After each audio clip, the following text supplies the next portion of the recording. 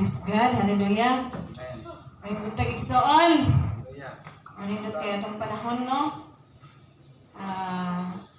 Sa unang Domingo, no? Sa tuig 2025. So, na-bless ba ang tanan mga igsoon? Sa 2024? Okay, so, salamat sa tungbuhi nga Diyos nga siya gayud ang hikuban sa tanang panahon sa tuang kinabuhi, no? So, mao tong mga kaigsonan, no, sa atong niaging Domingo, sa atong nga discuss, no, atong Sunday School is, ako ang ipabilin sa matag usa kanato nga mga anak sa Dios nga mao nga ang pagpadayon sa pagbalig-on sa ato ang pagtuo diha sa Dios, no? Sa ato ang pagsalig ug pagtuo sa atong buhi nga Dios kay, no?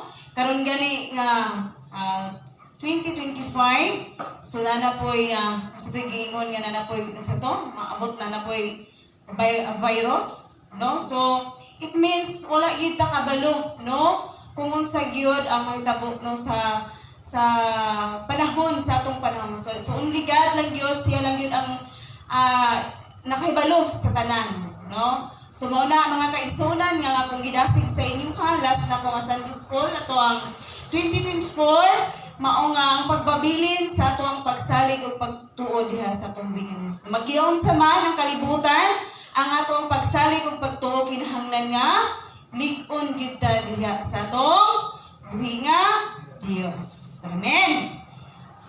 This time mga kaigsonan, so ang Word of God nga ako ang pagadanhon, ang tema niini mao nga nag-ingon nga don't give up.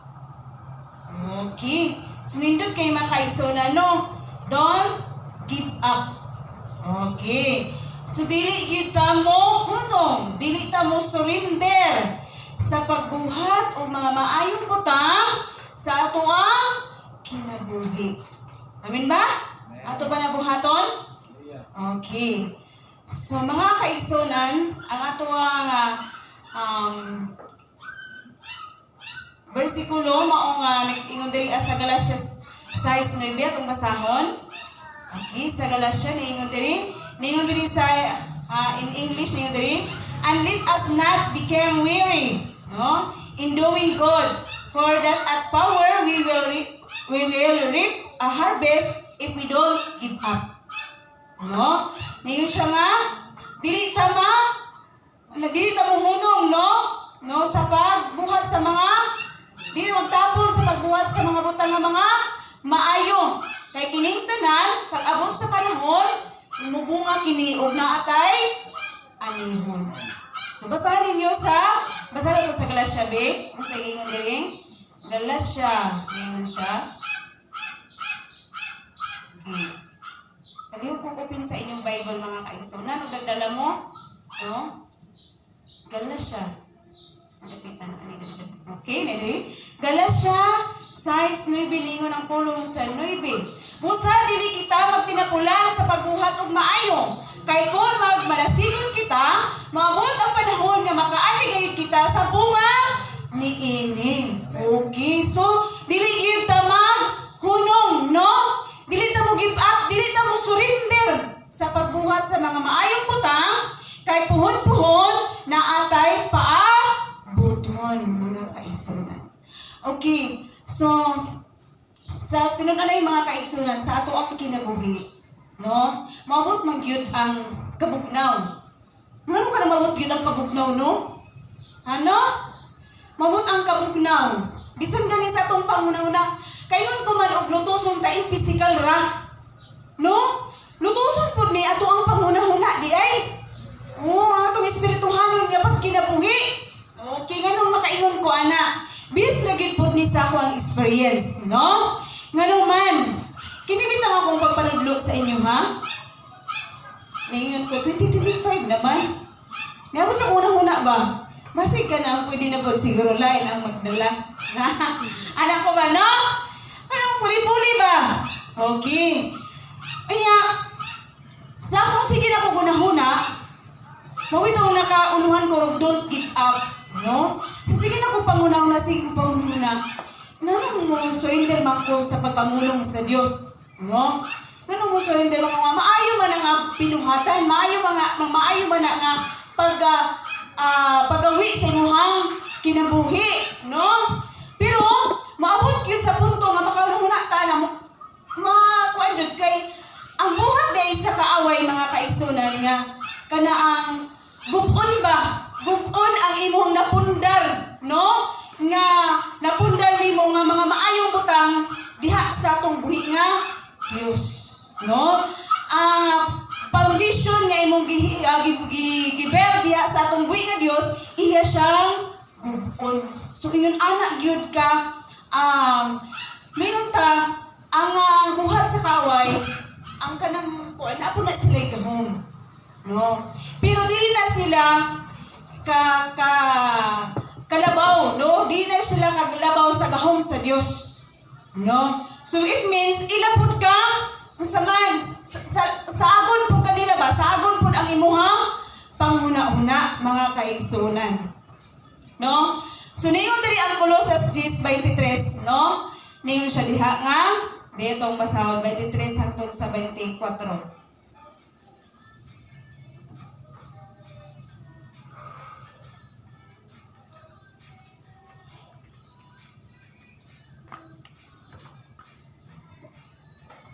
Okay?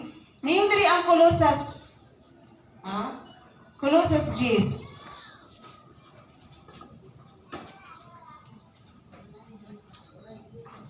Hay, hindi siya Colossus.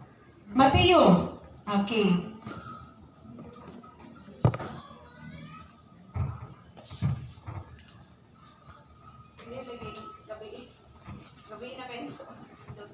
Okay? Mateo 10:23 hangtod sa 24. Ningon diri sa 24 magsugod sa 24. Ningon diri, walay tinun-an nga labaw sa iyang magtutudlo o walay ulipon nga labaw sa iyang agalon. Busa angay malipay ang tinun-an kon mahisama siya sa iyang magtutudlo o ang ulipon mahisama sa iyang agalon. Ningon siya diri sa 23 sa magsugod mga kaigsunan. 24 naman ko. Anay, kung lutoson kamo sa katawan sa usa ka lungsod, dangop kamo ngadto sa laing lungsod. Sultihan ko kamo, sa dili pa ninyo mahuman ang iyang buhaton sa tanang lungsod sa Israel, maabot na ang anak sa tao.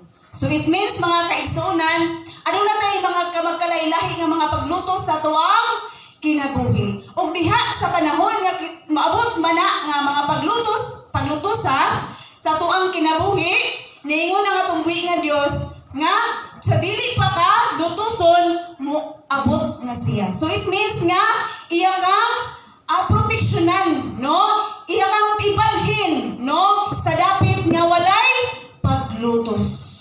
So ingon anak mga kaigsunan sa atuang kinabuhi. So ang Dios unlimited siya mga panalangin, no? Unlimited ang iyang gihatag nga grasya dinhi sa atuang kinabuhi, no? Unlimited ang iyang gihatag sa mga pulong sa Dios, unlimited ang mga gihatag sa mga panalangin sa Dios, ug unlimited pud ang iyang gihatag nga mga solusyon sa atuang mga problema. So mauna mga kaigsunan sa diha nga hunatag mga maayo alang sublis naman gud kaayo dinta sa tuang kinabuhi kung makahuna-una ta og mga maayong butang alang sa tuang kinabuhi, no? Grabe kayag mga panalangin, no? Nga atong sayron, no? Sayron nato ang buhat sa kaaway sa tuang kinabuhi. Bilis na kaayo ta kung makamatikod ta ni ana. Bilis na kaayo ta kung makasagang ta ana.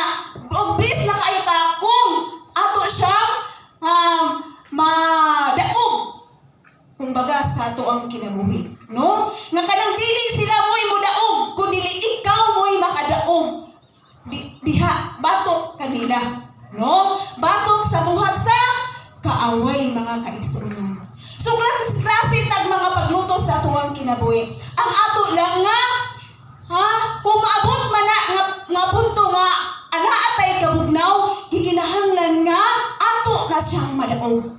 Gikinahanglan nga dili sila ang makadaog, kundi kita gyud ang makadaog. So please na kay ko anak ang grasya nga gihatag sa Dios, no? Please na kay ka nga nga dili sila mo'y modaog sa imuhang kundi kung dili ikaw mo'y pakadaog batok sa kaaway mga kaigsunan. Amin ba? O nindot kay na siya no? Niingon niya nga gikinahanglan nga ingon diri ang himuon no? Ang kanang himuon sa yawa sa katuang kinabuhi mao ang pagguba sa foundation nga natukod nato diha sa atong buhi nga Dios. So gikinahanglan gyud nga magbantay ta sa kanunay, no? Mo bitaw nga makaana gid ko sa akong kinabuhi. Salamat Lord kay imo kong ipanalingminan ni ini nga mga panalangin, no? Nga naa siya grasya nga gihatag sa matag usa kanato mga kaigsunan. Amen. Okay. So, don't give up because you are closer to your miracle. So, dili gyud ka mo give up mga kaigsunan kay imbis kay naana ka sa mga panalangin unta nga ihatag na unta sa Dios gayud sa imong no?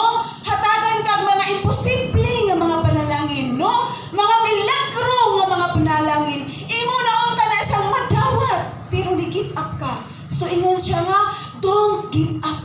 Ayaw og hunong pagpuhat og maayo nga mga butang mga kaigsunan. So nindot kaayo nga dili kita mo surrender, no? Ang kita nga mga anak sa Dios is mamuhat kita mga maayo nga mga butang nga magapahimuot sa atong buhi nga Dios. Ingon siya nga dili lang kita mo give up mga kaigsunan, no? Ingon siya, God has good things in His store to you. So daghan siya mga butang nga iyang ipahimutang, ibutang isulod sa imuhang kinabuhi, ipanalangin sa imuhang kinabuhi, no? Daghan kay siya mga butang nga iyang ihatag sa imuhang kinabuhi. Dili lang gyud ta mo give up mga kaigsunan, no? Nindot gyud kaayo nung nimo na nga sa ako ang kinabuhi, no? Anak ko nga mo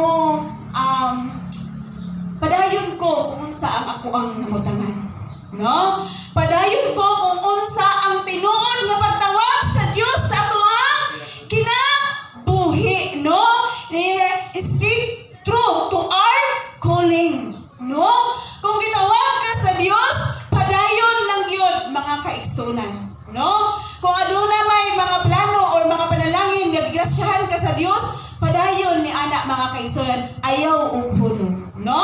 Ningon diya nga don't give up mga kaigsunan. Ningon sila sa Colosas 1:23, ito nabasa ganina nga sa man to nga kung lutoson man ka sa dili pa na maabot sa imuhang kinabuhi, save na ka sa tubig nga Dios. So ibalhin ka sa lugar kung diin adunay walay paglutos sa imuhang kinabuhi. So ang imo lang himuon nga dili ka muhimo og sala batok sa tungwi nga Dios, no? Don't sin against God, no? Dili ka muhimo og sala nga dili mao ang kabubuton sa tungwi nga Dios mga kaigsunan. Namin ba? Maulang na ang ato ang himuon kay panahon nga kita maabot man ang mga paglutos kay ang Biblia dili gid ni siya walay matago og walay malilong og walay dili matuod niini. Mahitabo gyud ang mahitabo. Mao nga kung maabot man ang mga paglutos mga kaigsunan, ang imo lang himuon nga dili ka maghimo og sala batok sa tungwi nga Dios. Kay aron nga iya kang ibutang lalingon or iya kang i-secure ang imuhang kinabuhi mga kaigsunan. So nindot kaayo mga kaigsunan, no? No matter what you are passing through, no? Kung unsa may imuhang mga naagian karon nahiaguman sa imuhang kinabuhi, kung unsa man ang imong ginabuhat karon nga mga maayong mga butang, ayaw og hunong, ayaw og surrender. Don't give up. Amen ba? Don't sin against us, against God. So dili ka maghimo og mga butang nga dili maayo, nga dili uyon sa kabubuton sa Dios nga mao ang sala, no? Dili ka maghimo ni anak batok sa tungwi nga Dios. Ni siya diri don't